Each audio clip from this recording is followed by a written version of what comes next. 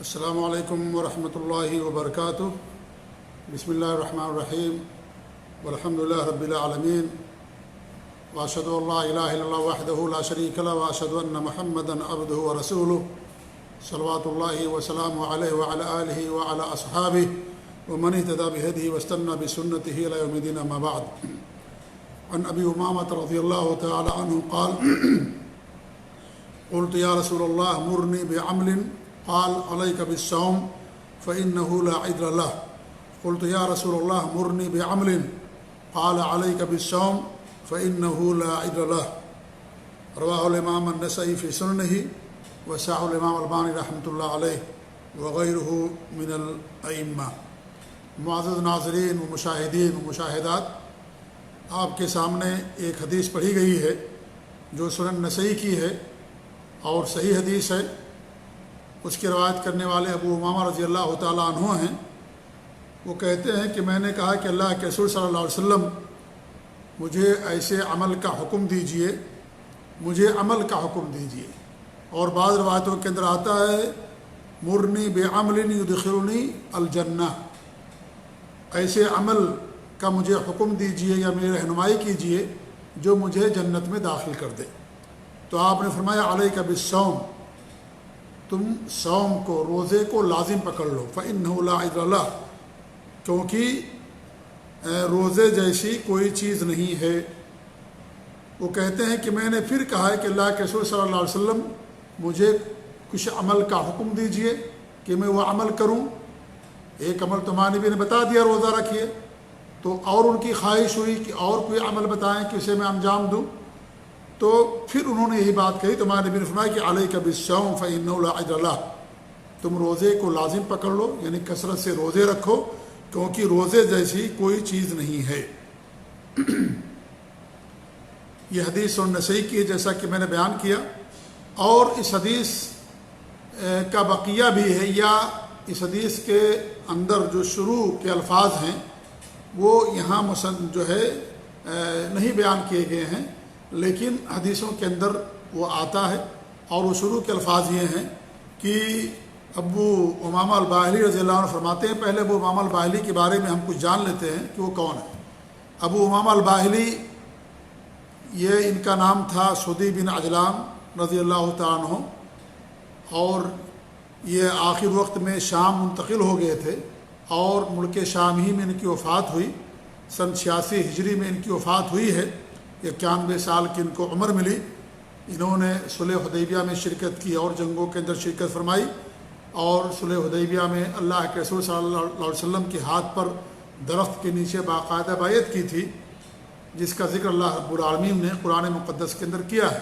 بہت ساری حدیثیں ان سے مروی ہیں، اور ان کی زیادہ تر حدیثیں اہل شام سے مروی ہیں، کیونکہ وہ شام منتقل ہو گئے تھے ابو امامہ الباہلی رضی اللہ تعالی عنہ۔ تو اس حدیث کا جو شروع کے الفاظ ہیں وہ بھی میں آپ کے سامنے بیان کر دوں۔ وہ کہتے ہیں ابو امامہ الباہلی کہ اللہ کے رسول صلی اللہ علیہ وسلم نے ایک غزوہ کی تیاری کی، تو میں آپ کے پاس آیا، تو میں نے کہا کہ اللہ کے رسول صلی اللہ علیہ وسلم ادعو اللہ لی بشہادہ، آپ میرے لیے اللہ تعالیٰ سے شہادت کی دعا کر دیجیے کہ اللہ تعالیٰ مجھے شہادت کا مقام عطا فرمائے، یا میں جنگ کے اندر شہید کر دیا جاؤں، قتل کر دیا جاؤں، اللہ تعالیٰ سے میرے لیے دعا کر دیجیے۔ دیکھیے، صحابی آتا ہے اور اللہ کے رسول سے دعا کی درخواست کرتا ہے کہ آپ اللہ تعالیٰ سے دعا کر دیجیے، اللہ تعالیٰ سے میرے لیے دعا کر دیجیے۔ اللہ کے رسول سے نہیں کچھ مانگتا ہے، بلکہ یہ کہتا ہے کہ اللہ تعالیٰ سے میرے لیے دعا کر دیجیے۔ آپ مستجاب الدعوات ہیں، نبی ہیں، نبی کی دعاؤں کو اللہ تعالیٰ قبول فرماتا ہے، لہذا آپ میرے لیے دعا کر دیں کہ اللہ تعالیٰ مجھے شہادت کا درجہ عطا فرمائے۔ تو ہمارے نبی نے کیا کہا؟ اللہم سلمہم وغنمہم، اللہ تعالیٰ تو ان کی حفاظت فرما، ان کو صحیح سالم رکھ، اور انہیں مال غنیمت عطا فرما۔ وہ کہتے ہیں کہ فغزونا، ہم نے غزوہ کیا، فسلمنا وغنمنا، ہم محفوظ بھی رہے اور ہمیں مال غنیمت بھی ملا، یعنی ہماری جان محفوظ رہی، اور اس طریقے سے ہمیں جنگ کے اندر کامیابی ملی۔ کہتے ہیں کہ ثم انشا غزوا آخر، پھر ہمارے نبی نے ایک دوسرے غزوے کی تیاری کی، تو پھر میں اللہ کے رسول کے پاس آیا اور میں نے کہا کہ میرے لیے اللہ تعالیٰ سے شہادت کی دعا کر دیجیے کہ اللہ تعالیٰ مجھے شہادت کا درجہ نصیب فرمائے۔ تو ہمارے نبی نے پھر وہی بات کہی، اللہم سلمہم وغنمہم، اللہ تعالیٰ تو ان کی سب کی حفاظ فرما اور انہیں مال غنیمت عطا فرما۔ تو کہتے ہیں کہ ہم نے غزوہ کیا تو ہم محفوظ رہے اور ہمیں مال غنیمت بھی ملا۔ پھر تیسری بار ہمارے نبی صلی اللہ علیہ وسلم نے غزوے کی تیاری کی یا اس کا اعلان کیا تو میں اپنے نبی کے پاس گیا تو میں نے پھر وہی بات کہی، تو ہمارے نبی نے پھر یہی کہا کہ نہیں، وہ کہتے ہیں کہ جب میں تیسری بار گیا تو پھر میں نے اللہ کے رسول صلی اللہ علیہ وسلم سے کہا کہ ہمارے لیے آپ دعا کر دیں شہادت کی۔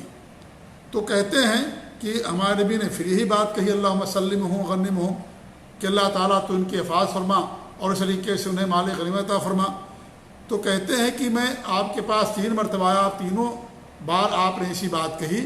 تو پھر وہ کہتے ہیں کہ میں نے اپنے نبی سے کہا کہ مرنی بامر ینفعنی اللہ بہ، کہ مجھے ایسا کام کرنے کا حکم دیجئے کہ اللہ تعالیٰ مجھے اس کے ذریعے سے فائدہ پہنچائے۔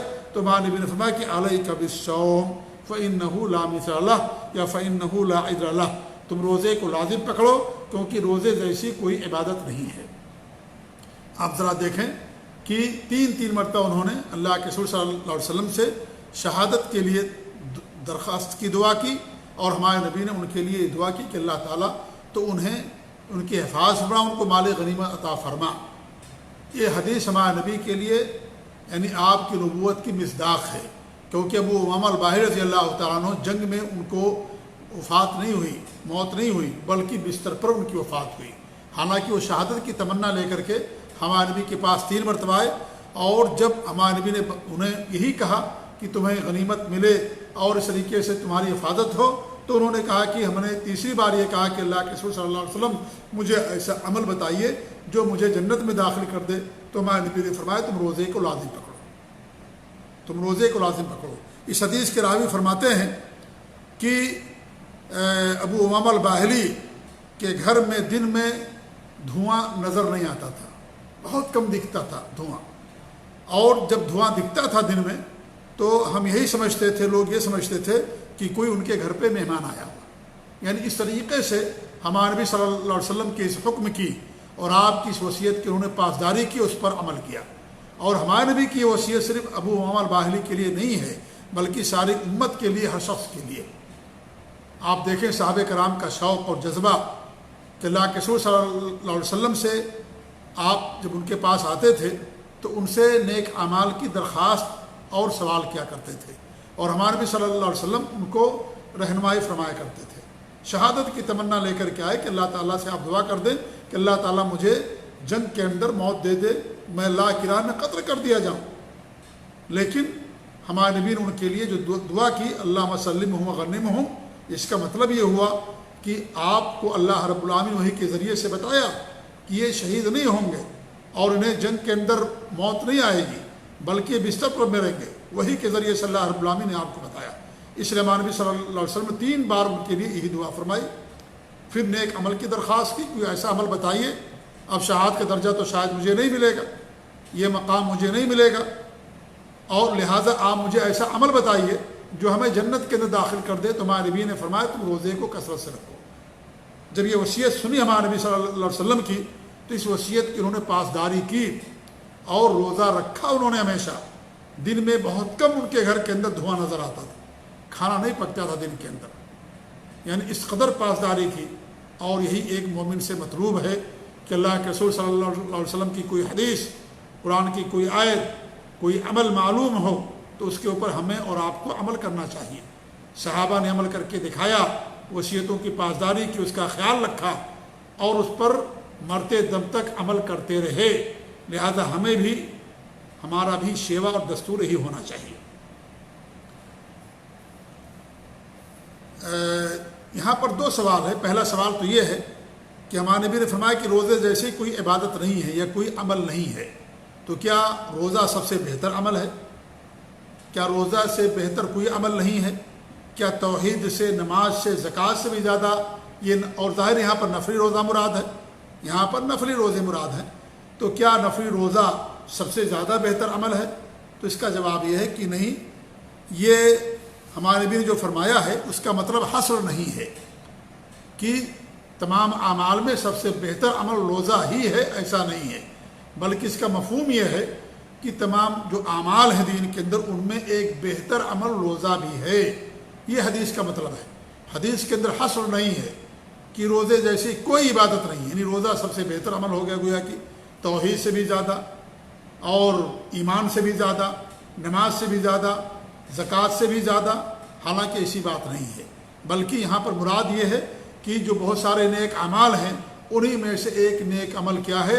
روزہ بھی ہے، اس میں حصر مراد نہیں ہے، اس لیے کہ آپ صلی اللہ علیہ وسلم کی اور بھی حدیثیں ہیں جن میں آپ نے کسی اور عمل کو بہتر عمل قرار دیا، جیسا کہ ابو ہریرہ رضی اللہ تعالیٰ عنہ کی حدیث ہے، یہ عبداللہ بن مسعود کی صحیحین کی روایت، کہ وہ کہتے ہیں کہ میں نے اللہ کے رسول صلی اللہ علیہ وسلم سے سوال کیا کہ ای العمل احب اللہ، کہ سب سے زیادہ محبوب عمل اللہ تعالیٰ کو کون سا ہے؟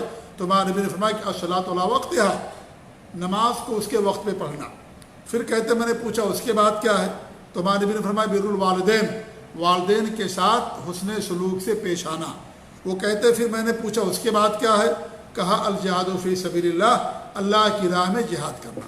تو یہاں دیکھیے آپ نے نماز کو اس کے اول وقت پر پڑھنے کو سب سے افضل اعمال میں سے آپ نے قرار دیا۔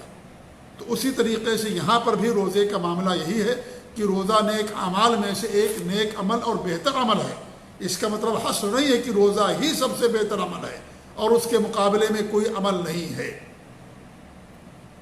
تو یہ احادیث اس بات کی تعین کرتی ہیں کہ جو معنی میں نے آپ کے سامنے بیان کیا، کیونکہ آپ صلی اللہ علیہ وسلم نے مختلف مواقع پر مختلف جواب دیا، تو ایک تو معلوم یہ ہوا کہ یہاں پر حصر نہیں ہے، بلکہ یہاں پر نیک یہ مراد ہے کہ روزہ بھی نیک اعمال میں سے بہتر عمل ہے۔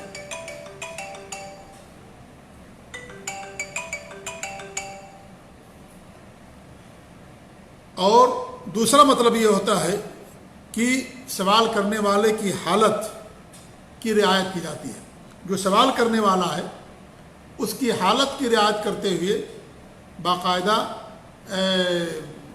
آپ جواب دیا کرتے تھے۔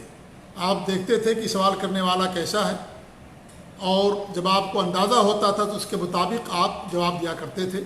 اس لیے آپ نے کسی سے یہ کہا کہ آپ کے لیے سب سے بہتر روزہ ہے، کسی سے آپ نے کہا والدین کی خدمت ہے، کسی سے آپ نے کچھ فرمایا، کسی سے آپ نے کچھ فرمایا۔ تو اس سے معلوم ہوا کہ جو سوال کرنے والا تھا اس کی حالت کو دیکھ کر کے آپ سوال کا جواب دیا کرتے تھے۔ اس طریقے سے آپ کیا کرتے تھے؟ تیسرا اس کا جواب یہ ہے کہ کبھی کبھی جو سوال کرنے کا وقت ہوتا تھا اس وقت کی رعایت کرتے ہوئے آپ سوال کا جواب دیا کرتے تھے۔ جیسے مان لیجئے رمضان کا مہینہ آ گیا تو رمضان کے مہینے کا وقت کا خیال رکھتے ہوئے، یا بقرعید کا وقت آ گیا، قربانی کا وقت، حج کا وقت آ گیا، یا اس طریقے سے جو اوقات ہوا کرتے تھے ان اوقات کی رعایت کرتے ہوئے بھی آپ لوگوں کو جواب دیا کرتے تھے۔ تو معلوم یہ ہوا کہ روزہ ہی سب سے بہتر عمل نہیں ہے، بلکہ روزہ بھی نیک اعمال میں سے ایک نیک عمل ہے۔ ایک تو ایک سوال کا جواب ہو گیا۔ دوسرا سوال یہ ہے کہ کیا یعنی روزے کی اتنی اہمیت کیوں ہے؟ آخر روزے کی آخر اتنی اہمیت کیوں ہے؟ تو اس کا جواب یہ ہے کہ دیکھیے روزہ بہت بڑی فضیلت والا عمل ہے۔ یہ ایسی عبادت ہے کہ انسان اگر سو کر کے بھی گزارتا ہے تو یہ عبادت اسے مل جاتی ہے، یہ بات اسے مل جاتی ہے۔ سو رہا ہے لیکن روزے سے ہے وہ، تو یہ عبادت اسے مل جاتی ہے۔ تو ایک تو یہ ہو گیا۔ دوسری بات یہ ہے کہ یہ آخرت کے عذاب سے، جہنم سے اور شہوات کے لیے ڈھال ہے۔ اللہ کے رسول صلی اللہ علیہ وسلم کی حدیث الصیام جنہ وحصن حصین من النار، روزہ ڈھال ہے اور جہنم سے بچاؤ کا قلعہ ہے۔ یہ مسند احمد کی حدیث ہے اور امام البانی نے اس کو حسن قرار دیا۔ اس طریقے سے ہمارے نبی نے فرمایا کہ جو اللہ کی راہ میں ایک دن کا روزہ رکھتا ہے تو اللہ رب العالمین 70 سال کی دوری سے اس کے جہنم سے دور کر دیتا ہے۔ یہ بخاری کی حدیث ہے۔ تو اس سے معلوم یہ ہوا کہ یہ جو عمل ہے روزہ بڑی فضیلت والا عمل ہے۔ تیسری چیز یہ ہے کہ روزے کے اندر تینوں صبر کی 3 اقسام ہیں، وہ سب کے سب اکٹھا ہو جاتی ہیں۔ یعنی اللہ کی اطاعت پر صبر، انسان روزہ رکھتا ہے، عبادت کرتا ہے تو یہ اللہ کی اطاعت پر صبر ہو گیا۔ نمبر 2، اللہ کی اللہ کے اطاعت پر صبر اور اللہ تعالیٰ کی معصیت سے صبر، یعنی اللہ کی نافرمانی سے دور رہنا۔ انسان جو روزہ رکھتا ہے اللہ تعالیٰ کے عبادت کے اندر لگا رہتا ہے اور اللہ کی نافرمانی سے دوری اختیار کرتا ہے، اس طریقے سے تقدیر پر صبر، جو مصیبت اور تکلیف آتی ہے اس پر وہ صبر کرتا ہے، کھانے پینے کی جو اسے تڑپ ہے اور جو اسے بھوک ہے یا پیاس لگی ہوئی ہے لیکن صبر کرتا ہے۔ تو صبر کی تینوں اقسام اس کے اندر آ جاتی ہیں، اس لیے بھی روزے کی بہت زیادہ فضیلت ہے۔ چوتھی بات یہ ہے کہ گناہوں کا کفارہ ہے۔ حضرت حذیفہ رضی اللہ عنہ فرماتے ہیں کہ اللہ کے رسول صلی اللہ علیہ وسلم فرمایا فطرۃ الرجل فی اہلہ و مالہ و نفسہ و ولدہ و جارہ، یعنی آدمی کی آزمائش کی جاتی ہے اس کی اہل بیوی میں، اس کے مال میں، اس کی ذات میں، اس کی اولاد میں اور اس کے پڑوسی میں، یعنی سب کے ساتھ اس کی آزمائش کی جاتی ہے۔ یکفرها الصیام والصلاۃ والصدقہ والامر بالمعروف والنہی عن المنکر، اور پھر اگر آزمائش میں کوئی کمی اور کوتاہی رہ جاتی ہے کہ انسان ان کے حقوق ادا نہیں کر پاتا، یعنی بال بچوں کے حقوق، بیوی کے حقوق یا اپنی ذات کے جو حقوق ہیں یا پڑوسی کے حقوق ہیں، اس میں کوتاہی ہو جاتی ہے، تو ان چیزوں کا کفارہ کیا ہوتا ہے؟ روزہ، الصیام والصلاۃ، اور نماز و صدقہ اور صدقہ کرنا، والامر بالمعروف اور نیکی کا حکم دینا، والنہی عن المنکر اور منکر سے لوگوں کو روکنا، یہ تمام عبادات اور نیکیاں یہ کفارہ بن جاتی ہیں۔ یہ صحیح بخاری اور صحیح مسلم کی روایت ہے۔ تو روزہ بھی گناہوں کا کفارہ ہے۔ پانچویں چیز یہ ہے کہ روزہ بھی قیامت کے دن سفارش کرے گا۔ اللہ کے رسول صلی اللہ علیہ وسلم کی حدیث ہے کہ الصیام والقرآن یشفعان للعبد، روزہ اور قرآن دونوں قیامت کے دن بندے کے لیے سفارش کریں گے۔ یہ بھی مسند احمد کی حدیث ہے اور امام البانی رحمۃ اللہ علیہ نے اس کو صحیح قرار دیا۔ اس طریقے صائم کی دعا بھی اللہ تعالیٰ قبول فرماتا ہے۔ اور ساتویں چیز یہ ہے کہ صوم کی حالت میں وفات پانا یہ خوشخبری ہے، باعث سعادت ہے۔ اللہ کے رسول صلی اللہ علیہ وسلم کی حدیث مسند احمد کی امام البانی نے صحیح قرار دیا، کہتے ہیں کہ من صام یومن، جو ایک دن کا روزہ رکھتا ہے ابتغاء وجہ اللہ تعالیٰ کی خوشنودی چاہتے ہوئے، اللہ تعالیٰ سے خوشنودی چاہتے ہوئے ایک دن کا روزہ رکھتا ہے، ختم لہ بہا، اور اسی روزے پر اس کا اختتام ہو جاتا ہے، یعنی اس آدمی کی موت ہو جاتی ہے، دخل الجنہ، تو جنت کے اندر داخل ہوتا ہے۔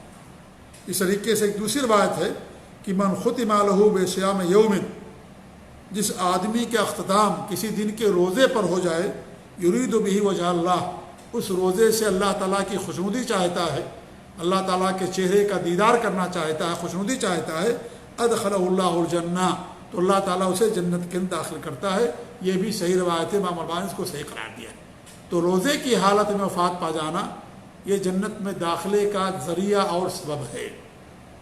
لیکن اگر کوئی آدمی روزہ رکھتے ہوئے مر جائے لیکن اس کے ایمان اور عقیدے کے اندر خلل ہے تو وہ جنت کا مستحق نہیں ہوگا۔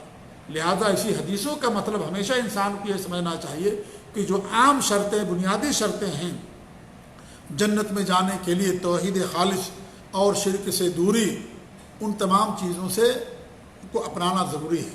وہ شرطوں کا پائے جانا ضروری ہے، رکاوٹوں کا دور ہونا ضروری ہے اور شرطوں کا پائے جانا ضروری ہے، تب جا کر کے یہ اعمال اس آدمی کے لیے خوشخبری اور باعث سعادت بنیں گے۔ ورنہ اگر ایک انسان شرک کرتا ہے اور وہ روزہ رکھتے ہوئے مر گیا تو کیا وہ جنت کے اندر جائے گا؟ یقیناً جنت کے اندر وہ نہیں جائے گا۔ لہذا اس طرح کی جتنی بھی حدیثیں آتی ہیں ان حدیثوں کا مفہوم وہی ہے کہ وہ شرک سے محفوظ ہو، توحید خالص پر ہو، بندوں کے حقوق ادا کرتا ہو، اور اگر بندوں کے حقوق کے اندر کوتاہی ہے اس کے ہاں تو اور بندوں نے اگر معاف کر دیا، دنیا کے اندر معاف کروا لیا، یا آخرت کے اندر اس کے اعمال کافی ہو گئے، جنت کے اندر جائے گا۔ لیکن اگر نہیں کافی ہوئے یا بندوں نے نہیں معاف کیا تو جہنم کے اندر جائے گا وہ، لیکن توحید کی بنا پر اور شرک نہ کرنے کی بنا پر آخر میں ضرور جنت کے اندر آئے گا وہ۔ جی ہاں، لیکن اگر شرک کرنے والا ہے تو کبھی بھی جنت کے اندر وہ نہیں جائے گا۔ تو ان حدیثوں کا یہ اس لیے کہ جو بھی حدیثیں ہیں ان کا مطلب ہرگز یہ نہیں ہے کہ انسان روزہ رکھتے ہوئے اگر مر گیا اس کا کچھ بھی عمل وہ جنت کے اندر چلا جائے گا، ایسا نہیں ہے۔ باقاعدہ ان حدیثوں کا مفہوم یہی ہے کہ اس آدمی کے اندر توحید خالص ہونی چاہیے اور تمام شرک سے اپنے آپ کو بچانا چاہیے، تب انسان جنت کا حقدار بنتا ہے۔ اور آٹھویں بات یہ کہ صوم سے انسان کو تقوی حاصل ہوتا ہے۔ روزے کا اصل مقصد ہی تقویٰ ہے۔ تو یہ بھی اتنی ساری فضیلتیں حاصل ہوتی ہیں، اس لیے روزہ اللہ کی نظر میں بہت ہی محبوب عمل ہے۔ اور پھر ایک بات اور بھی ہے، وہ یہ ہے کہ روزہ مخفی عمل ہے۔ مخفی یعنی ایسا عمل جس کی اطلاع بہت سارے لوگوں کو نہیں ہو پاتی ہے، نہیں ہو سکتی ہے۔ انسان اگر کسی کو نہ بتائے تو انسان کو پتہ نہیں چل پاتا کہ انسان روزے سے یا روزے سے نہیں ہے۔ اور جو عمل مخفی جتنا زیادہ ہوتا ہے اس میں اخلاص زیادہ ہوتا ہے۔ سلف صالحین سے آتا ہے کہ وہ روزے رکھا کرتے تھے لیکن پتہ نہیں چل پاتا تھا لوگوں کو۔ گھر سے کھانا لے کر کے آتے تھے، راستے میں غریبوں کو تقسیم کر دیتے تھے، دوسروں کو کھلا دیتے تھے۔ گھر والوں کو پتہ چلتا تھا کہ روزے سے نہیں ہیں، حالانکہ روزے سے ہوا کرتے تھے۔ مہینوں گزر جاتے تھے اور گھر والوں کو پتہ بھی نہیں چل پاتا تھا کہ وہ روزے سے یا روزے سے نہیں۔ تو ایک مخفی عمل ہے، اس لیے یہ بہت محبوب عمل ہے۔ دوسری چیز ہے کہ شہوات توڑنے کا ذریعہ، شہوت انسان کے توڑنے کا ذریعہ ایک روزہ بھی ہے۔ ہمارے بھی نوجوانوں کو مخاطب کرتے ہوئے فرمایا، اے نوجوانوں، تم میں سے جو روزہ شادی کی طاقت رکھتا ہو وہ شادی کر لے، کیونکہ شادی سے انسان کی شرمگاہ کی نظر کی حفاظت ہوتی ہے۔ اور جس کے پاس طاقت نہ وہ روزہ رکھے، کیونکہ روزہ شہوتوں کو توڑ دیتا ہے۔ اور جہنم کو اللہ نے شہوات سے گھیر دیا، لہذا جہنم سے بچنے کا ایک ذریعہ، بہت بڑا ذریعہ روزہ بھی ہے۔ جی ہاں، تو اس لیے روزہ یہ بھی کہ اس سے روزے کی اہمیت کا اندازہ ہوتا ہے۔ اس طریقے سے آپ دیکھیں کہ روزے جو انسان رکھتا ہے اس کے اندر ہمدردی پیدا ہوتی ہے۔ انسان بھوکا رہتا ہے، پیاسا رہتا ہے، تو جو غریب فقراء مساکین ہیں ان کے دل، ان کی ہمدردی ایسے آدمی کے دل کے اندر پیدا ہوتی ہے۔ اسی طریقے سے آپ دیکھیں گے کہ اللہ کی نعمتوں کی قدر ہوتی ہے۔ بھوک اور پیاس کے بعد جب انسان کھاتا ہے یا پانی پیتا ہے تو ان نعمتوں کی قدر ہوتی ہے، کیونکہ نعمت کا اندازہ انسان کو اسی وقت ہوتا ہے جب انسان نعمتوں کو یعنی کھو دیتا ہے یا نعمتیں انسان سے چھن جاتی ہیں۔ جب تک انسان کے پاس نعمتیں رہتی ہیں ان نعمتوں کا اندازہ انسان کو نہیں رہتا ہے یا ان نعمتوں کی قدر نہیں رہتی ہے۔ انسان قدر کب کرتا ہے؟ جب وہ چیز اس سے چھن جاتی ہے، بیمار ہوتا ہے، تب صحت کی قیمت اسے معلوم ہوتی ہے۔ فقر و فاقہ میں مال کی ایک ایک روپے، ریال، دینار کی قیمت کا اندازہ ہوتا ہے۔ تو اس طریقے سے جب نعمت چھنتی ہے تب جا کر کے انسان کو اس کا احساس ہوتا ہے اور قدر ہوتی ہے۔ تو انسان جب روزہ رکھتا ہے تو بھوکا پیاسا رہتا ہے، اور جب اسے بھوکے پیاسے کے بعد کھانا ملتا ہے، پانی ملتا ہے، تو ان بھوک، پانی اور کھانے کی قدر اس کے دل کے اندر بڑھ جاتی ہے۔ اس طریقے سے آپ دیکھیں گے کہ نفس پر کنٹرول بھی روزے کے ذریعے سے ہوتا ہے۔ نفس پر کنٹرول، اور نفس پر کنٹرول یہ بہت اہم چیز ہے، اس لیے روزے کی اہمیت ہے دین اسلام کے اندر۔ اور یہاں پر روزے سے مراد نفلی روزہ مراد ہے، اور بہت سارے نفلی روزے ہیں۔ فرض روزہ تو رکھنا ضروری ہے ہر مسلمان عاقل بالغ کے لیے، اور جو قدرت رکھنے والا ہو، اور اگر مسافر ہے، کوئی عذر ہے تو بعد میں رکھے، اس کی قضا کرنا ہے اسے۔ لیکن کچھ نفلی روزے بھی شریعت کے اندر رکھے گئے ہیں جس کا انسان کو ایک اہتمام کرنا چاہیے۔ اور نفلی روزوں میں سے پیر کا روزہ ہے، جمعرات کا روزہ ہے، ایام بیز ہیں، 13، 14، 15 ہر مہینے عربی کے لحاظ سے ان دنوں کا روزہ رکھنا۔ شوال کے 6 روزے ہیں، ایسے عرفہ کا روزہ ہے، یا اس طریقے سے محرم کا روزہ ہے، خاص طور سے 9، 10 کا یا 10، 11 کا، یا اس طریقے سے شعبان میں بکثرت روزے رکھنا۔ یہ سب نفلی روزے ہیں جسے انسان کو رکھنا چاہیے۔ تو ہمارے نبی صلی اللہ علیہ وسلم نے ابو امامہ الباہلی رضی اللہ تعالیٰ عنہ کو روزہ رکھنے کی وصیت فرمائی، اور بڑی اہم وصیت کی آپ نے کی، لہذا ہمیں بھی چاہیے کہ اللہ کے رسول صلی اللہ علیہ وسلم کی اس وصیت پر عمل پیرا ہوں۔ اور یہ وصیت صرف ابو امامہ الباہلی کے لیے نہیں بلکہ ہر مسلمان کے لیے ہے، ہر شخص کے لیے ہے۔ اللہ تعالیٰ ہم کو اس وصیت پر عمل کرنے کی توفیق عنایت فرمائے۔ اللہ تعالیٰ ہمارے نیک اعمال کو قبول فرمائے، اور ہر برے عمل سے اللہ تعالیٰ ہم سب کو محفوظ رکھے، آمین۔ وصلی اللہ علیہ محمد وعلی آلہ وصحبہ اجمعین، وجزاکم اللہ خیر، والسلام علیکم ورحمۃ اللہ وبرکاتہ۔